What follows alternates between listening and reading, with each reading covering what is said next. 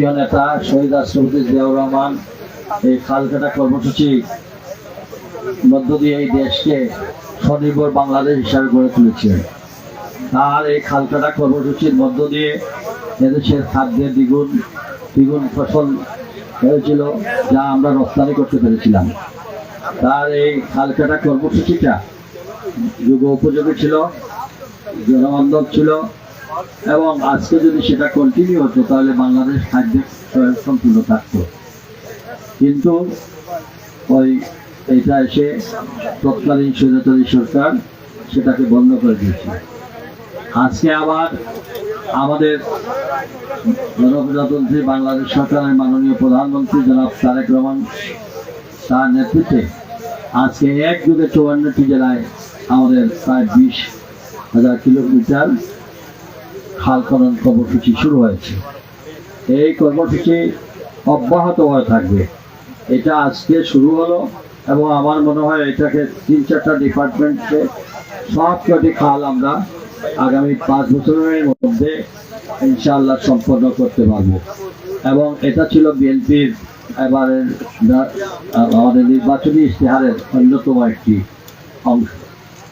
যাই হোক, মৌলভীবাজার এমনি আমাদের প্রিয় নেতা মরহুম এম সাইফুর রহমান তৎকালীন সময়ে যে খালকাটা কর্মসূচি সিলেট বিভাগে সবচেয়ে বেশি খালকাটা কর্মসূচি হয়েছিল এই মৌলভীবাজার জেলা, এবং তার সুফল পেয়েছেন। এবং শুধু খালকাটা কর্মসূচি খাদ্যে দ্বিগুণ তা না, পরিবেশকে একটা আলাদা একটা মাত্রায় নিয়ে গিয়েছিলেন ওনার সেই কর্মসূচি। আজও আমরা উপলব্ধি করতে পেরেছি। আজকে এতদিন পরে এসে আবার সেটা কর্মসূচি পালন হবে। এবং আমার জানা মতে যে বাংলাদেশের মধ্যে সবচেয়ে সুন্দর এবং পরিচ্ছন্নভাবে আমাদের এই মৌলভীবাজার জেলায় তৎকালীন আমাদের প্রিয় নেতা মরহুম এম সাইফুর রহমান সাহেবের দিক নির্দেশনা সিলেট বিভাগের সব কটি খাল যেগুলো করা হয়েছিল সেটা আজও বিদ্যমান, কিন্তু এগুলাকে আবার পুনর্করণ করতে হবে। এবং সেই সাথে আমি বলবো যে আমি এখানে জেলা প্রশাসক সাহেবকেও বলেছি যে এই কর্মসূচি বাস্তবায়ন করে শুধু খাল কাটা না, এর পাশে আমাদের ফলজ গাছ লাগাতে হবে। খেজুর, আম, কাঁঠাল, জাম গাছ এইগুলো লাগাবেন। এবং এইটা যেন পরিকল্পিতভাবে লাগানো হয়, যাতে এই লোক দেখানো লাগানো না হয়। প্রত্যেকটা ক্ষেত্রে কতটুকু গ্যাপ দিয়ে দিয়ে গাছ লাগালে গাছের ফলন বেশি হবে সেটা যেন নিশ্চিত করা হয়। এবং একই সাথে দেখা যাবে এই আমি বলছি যেখানে খেজুর লাগাবেন এক সাইডে খেজুর বাগান, যেখানে নারিকেল গাছ লাগাবেন এক সাইডে নারিকেল বাগান, যেখানে আম দেখেন আলাদা আর একটা পর্যটনের জন্য মানুষ এখানে আসবে। তারপরে হাঁসের খামার করতে পারবেন। এই হাঁসের বীজ কিন্তু মাছের খাবার হয়ে যায়, মাছ এখানে ফলন করতে পারবেন। সেচের মাধ্যমে আমাদের এই যে শুধু ধান নয়, এর পাশে আমাদের শাকসবজিও আমাদের এগুলা ফলন করতে পারবেন। এবং পরিবেশটা অন্য নমুনার হয়ে যাবে। আসুন আমরা সবাই মিলে এই কর্মসূচিকে বাস্তবায়ন করি। শুধু সরকারের মাধ্যমে এটা ফলন করে তা না, আগের শহীদ প্রেসিডেন্ট জিয়াউর রহমানের সময় আমরা স্বতঃস্ফূর্তভাবে সাধারণ জনগণ কুদাল টুকরি হাতে নিয়ে কাজ করেছে। আমার মনে হয় আমাদের বিএনপি যারা নেতৃবৃন্দ আছেন প্রত্যেকটা ইউনিয়নে আপনারা এই কর্মসূচি, যেহেতু আমাদের প্রতিষ্ঠাতা চেয়ারম্যান শহীদ রাষ্ট্রপতি জিয়াউর রহমান এই কর্মসূচি শুরু করেছিলেন, আজকে আবার আমাদের দলের চেয়ারম্যান বাংলাদেশের মাননীয় প্রধানমন্ত্রী শুরু করেছেন। আমার মনে হয় বাংলাদেশ জাতীয়তাবাদী দল এবং তার সকল অঙ্গ সংগঠন সবাই জনগণকে উদ্বুদ্ধ করে সরকারের বিভিন্ন দিকে না তাকিয়ে ছোট ছোট এলাকা ভিত্তিক গ্রামে ভিত্তিক খাল খননকে আমরা নিজেরাই অংশগ্রহণ ঈদের পরে সেটা করেন, সেটা আমার অনুরোধ থাকবে।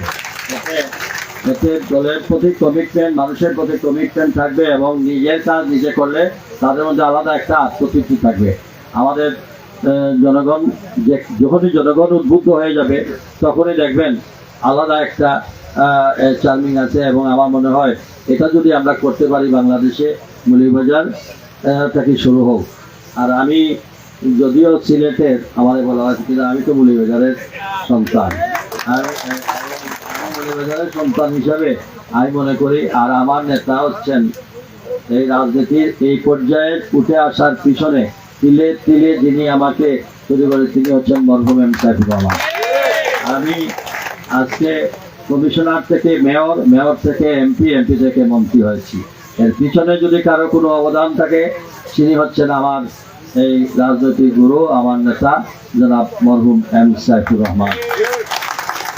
এবং তার সঙ্গে থেকে আমি কাজ করার যে সুযোগ পেয়েছিলাম তার জন্য আমি আল্লাহ পাক রব্বুল আলামিনের শুকরিয়া আদায় করি। আল্লাহ তাআলা আমাদের শহীদ রাষ্ট্রপতি জিয়াউর রহমান, আমাদের প্রিয় নেত্রী দেশনেত্রী বেগম খালেদা জিয়া এবং তাদের অত্যন্ত আপনজন ছিলেন যিনি বিশ্বস্ত জনাব মরহুম এম সাইফুর রহমান সহ সকলের জন্য দোয়া করি আল্লাহ তাআলা যেন তাদেরকে জান্নাতবাসী করেন। আর আমাদের মাননীয় প্রধানমন্ত্রী জনাব তারেক রহমান যেভাবে দিন রাত, আপনারা বিশ্বাস করবেন কিনা জানি না, উনি রাত্রে 12টা 1টা পর্যন্ত আমাদেরকে কাজের তাগিদ দিচ্ছেন।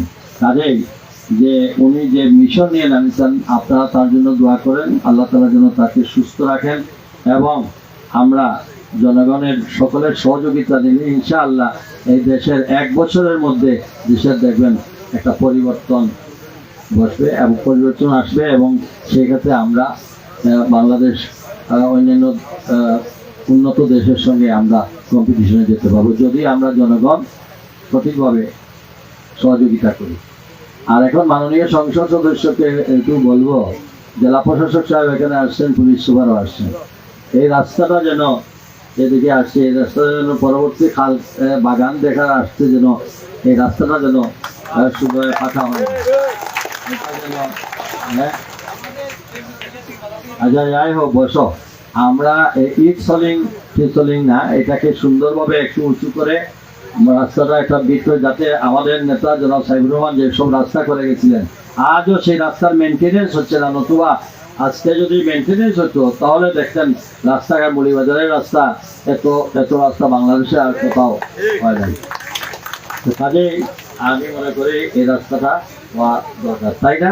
সবাই আপনারা রাস্তা টানতো ইনশাআল্লাহ। আপনারা খাল কাটা কর্মসূচির পরে এখানে গাছ লাগাই, যে সকল গাছ নিষিদ্ধ এগুলা লাগাবেন না, যেটা মানুষের জন্য ক্ষতিকর, এগুলা জেলা প্রশাসক মহোদয়কে বলছি, যে এমপি সাহেবকে বলছি যে এগুলা সরে আমরা ফলের গাছ লাগান, ভালো ফসলের গাছ লাগান, তাতে দেখবেন আমাদের ফায়দা হবে। আমি আর বক্তব্য দীর্ঘায়িত না করে আসুন, মৌলভীবাজার বাংলাদেশের একটি শ্রেষ্ঠ জেলা হিসাবে সব ক্ষেত্রে ইনশাআল্লাহ এগিয়ে যাবে সেই প্রত্যাশা রেখে। এবং এই খাল কাটা কর্মসূচি আমি আবারও বলছি, এখানে জেলা পরিষদের নতুন চেয়ারম্যান আছেন আর আমাদের নতুন, এইগুলা নিজেরা উদ্বুদ্ধ করেন, দেখিয়ে দেন যে জনগণ চাইলে কি করতে পারে। কুদাল আমাদের সবাই, আমার নেতা কুদাল হাতে নিয়েছেন, আমরা কুদাল টুকরে হাতে নিয়ে মাঠে নামবো। আমাদের ছাত্র সমাজ নামবে, আমাদের যুব সমাজ নামবে, আমাদের কৃষক নামবে, আমরা সবাই নামবো। আমরা আমাদের নিজের কাজ করতে কোনো লজ্জা নাই। তাই আমি আর বক্তব্য দীর্ঘায়িত না করে আপনাদের সকলের সুস্বাস্থ্য কামনা করে এবং অগ্রিম ঈদের শুভেচ্ছা জানিয়ে আমি আমার বক্তব্য শেষ করছি। আল্লাহ হাফিজ।